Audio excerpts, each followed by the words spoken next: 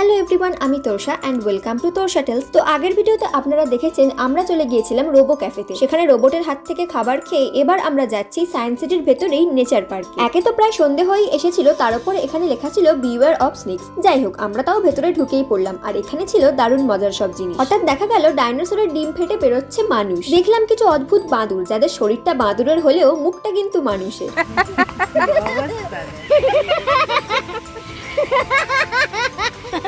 এই সব কিছুর সাথে সুন্দর ফুল, পাতা, ফোয়ারা তো আছেই।